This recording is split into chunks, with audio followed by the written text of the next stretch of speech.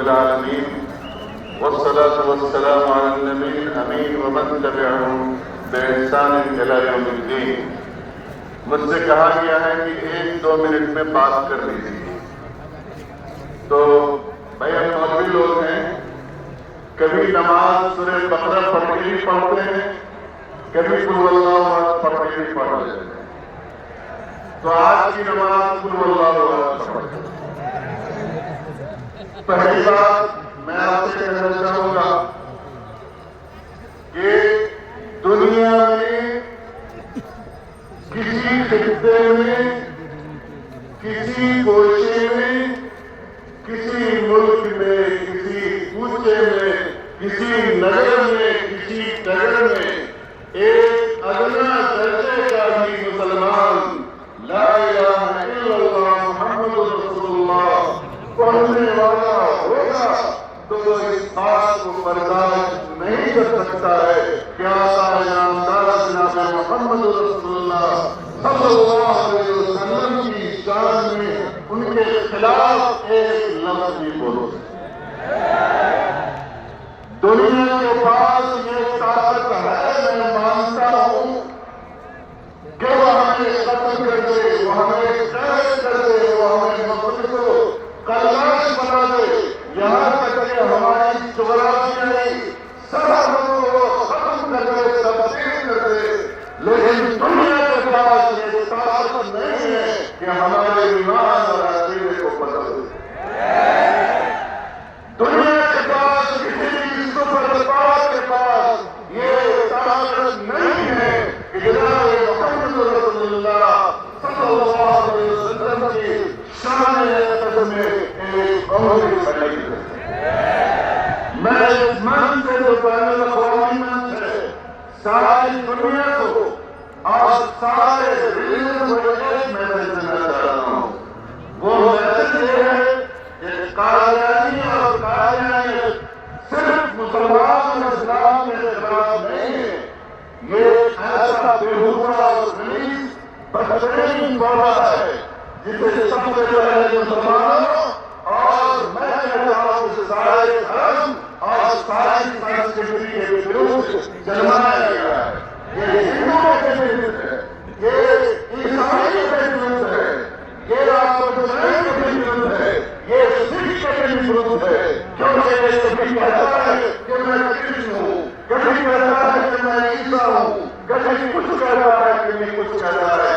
میں کہتا ہوں اس من سے سارے سماج میں یہ محنت آئی کہ سارے دھرم والے مل کر کے، سارے دین والے مل کر کے اس فکر کا مقابلہ کریں، اسپیشلی انڈین سب کنٹری میں. اور میں اپنے دیش میں نیپال میں اپنی حکومت کو یہ بات کہتا ہوں، یا بڑے لوگ ہیں،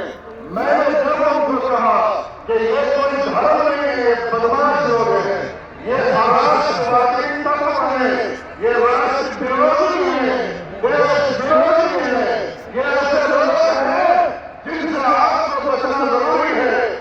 جو آدمی اپنا ایمان دے سکتا ہے وہ راشٹر دے سکتا ہے، راشٹر کے ساتھ دے سکتا ہے. اس لیے آپ لوگ سجدہ کریں. ہماری ہوم منسٹری میں، ہماری وزارت داخلہ میں ہمارے پاس 77 ڈسٹرکٹ ہے. سارے ڈسٹرکٹ کے سیکورٹی چیف کو لیٹر لکھا کہ جمعیت علماء نیپال نے جو بات کہی ہے اس پر تم لوگ دھیان دو. آپ تو ماشاءاللہ یہاں 200 ملین ہیں، قادیانیوں کو چھپنے کی جگہ آپ نہیں دیں گے. بنگلہ دیش مسلمانوں سے بری یہ امید ہے.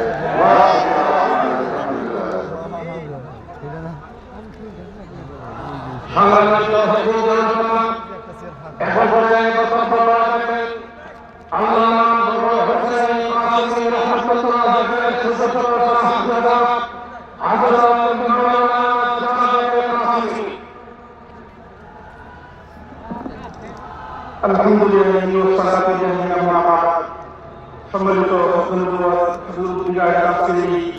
ঐতিহাসিক সম্মেলনের সম্মানিত সভাপতি, মঞ্চ উপস্থিত দেশের দেশ বিদেশের শীর্ষ ওলামায়ে, আমি কয়েকটা বিষয়ে বলতে চাই। এক নাম্বার বিষয় হচ্ছে আহমদিয়া মুসলিম জামাত এই নামটা কি শুধু মুসলিম নামটা আপনারা কেটে যাবেন আমাদের আহ্বান করতে থাকবে আহমদিয়া জামাত নামে পরিচয় দেব নাম্বার 1 নাম্বার 2 আমাদের বর্তমানে অনেকেই ক্ষমতায় আসার এবং যাওয়ার জন্য বিভিন্নভাবে বক্তৃতা বিবৃতি দিচ্ছে চাই সেটা ইসলামিক দল হোক চাই সেটা অইসলামিক দল হোক চাই মুখ্যমন্ত্রীর ইসলামের কথা বলুন আবুদ্দিনের ইসলামের কথা বলুন সবার মতামত ইসলামের কথা হবে তার নির্ণয় আপনার বিশ্বাস হবে নাম্বার 2 নাম্বার 3 দেশে গণভোট চলতেছে সেজন্য আমি আজকের এই খতম সম্মেলনের পক্ষ থেকে আমি 95 ভাষার সম্মেলন আছে তাদের মুসলিম ঘোষণার জন্য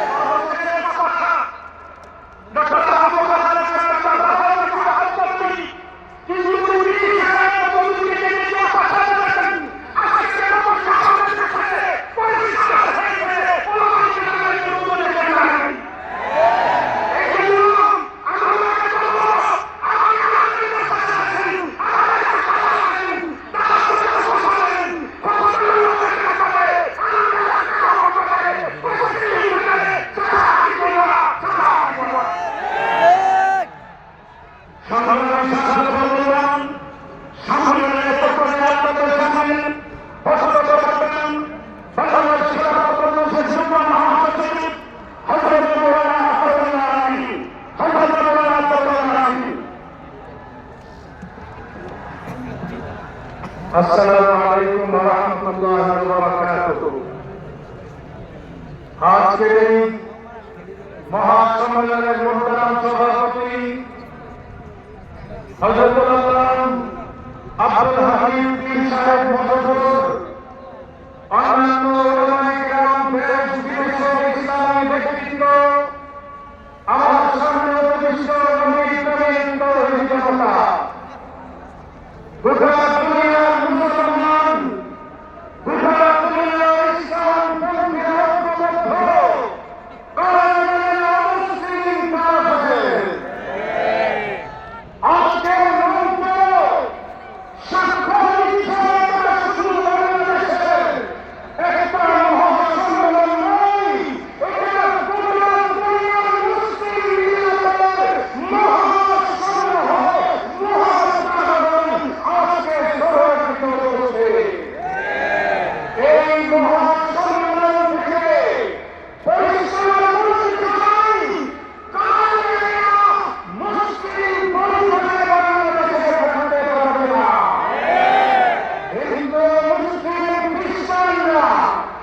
বাংলাদেশের নিজ পরিচয় থাকে ভিন্ন পরিচয় বাংলাদেশে দিতে হবে মুসলিম পরিচয় থাকতে পারবে না আমাদের দেশ থেকে মুসলিম পরিচয় নিয়ে কারো সুবিধা নয় তারা কারো শরীফের পরিচয় না করে তারা বলতে চাই কারণেরা অমুসলিম সাংবিধানিকভাবে তাদের এই পরিচয় দেওয়া হলো তাদের মসজিদ গুলো তাদের মসজিদ শেষ কথা বলি নেতৃবৃন্দের প্রতি আহ্বান কর্মসূচি দিলেন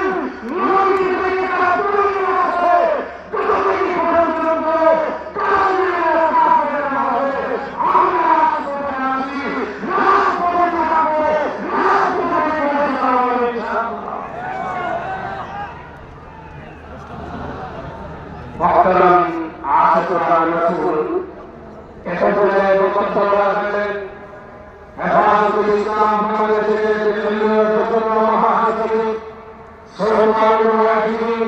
হযরত মাওলানা খালেদ সাইফুল্লাহ আলমগীর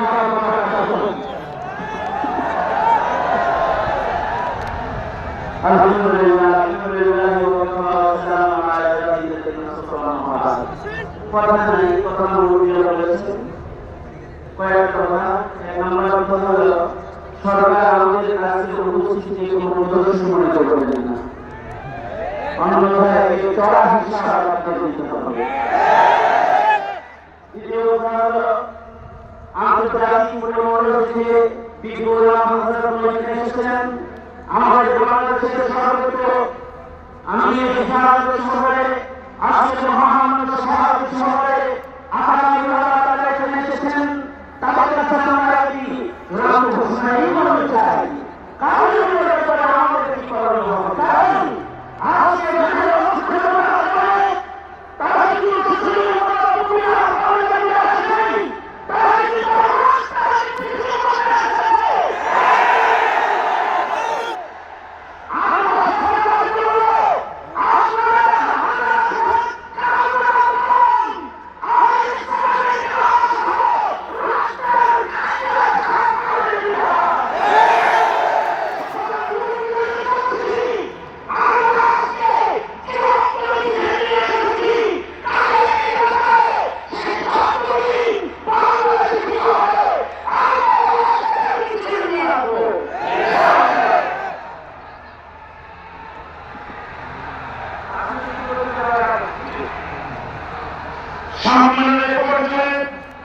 আপনাদের সামনে গুরুত্বপূর্ণ বক্তব্য রাখবেন শুধু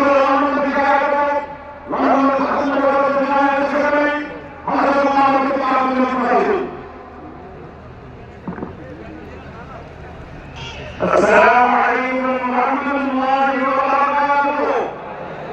الحمد لله وكفى وسلام على عباده الذين اصطفى. أما بعد বাংলার জমিনে বীর সাহেব মোহাম্মদের নেতৃত্বে আজকে প্রধানমন্ত্রী মুসলমান কোটি কোটি মুসলমানদের ঐক্য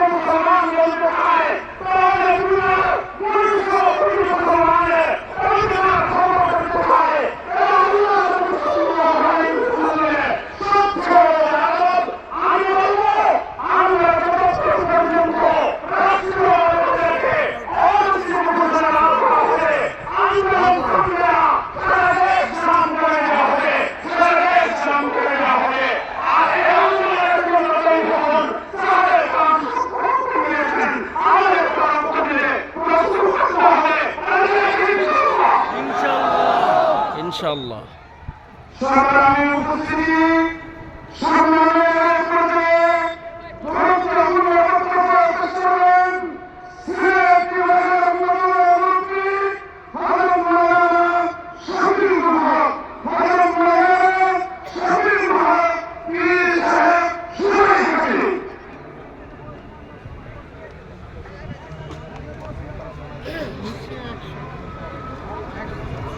জেলা থেকে একদিন করে আমি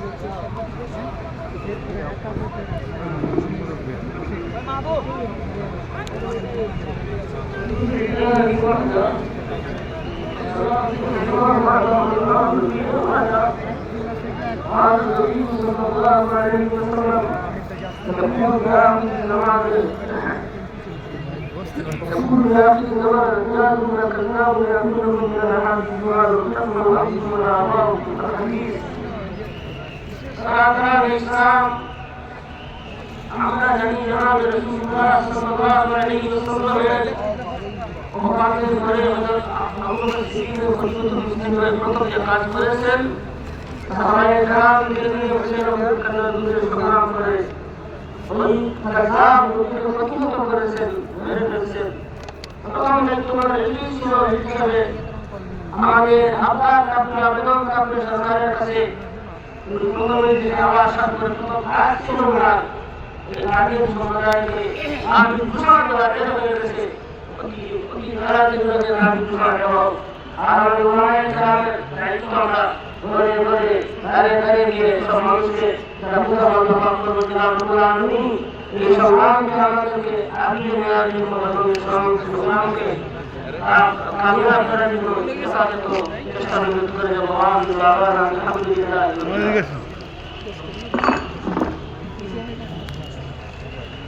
সম্মেলনের পর্যায়ে আমাদের সামনে প্রকৃত বক্তব্য নিয়ে আসছেন শুরু আকাঙ্ক্ষা থেকে রাখলো হযরত মাওলানা ইলিয়াস আহমদ আব্বাসী হযরত মাওলানা ইলিয়াস আহমদ আব্বাসী। আলহামদুলিল্লাহ আলহামদুলিল্লাহ والصلاة والسلام على نبينا محمد أما بعد أعوذ بالله من الشيطان الرجيم بسم الله الرحمن الرحيم ما كان محمد أبا أحد من رجالكم ولكن رسول الله وخاتم النبيين صلى الله عليه وسلم।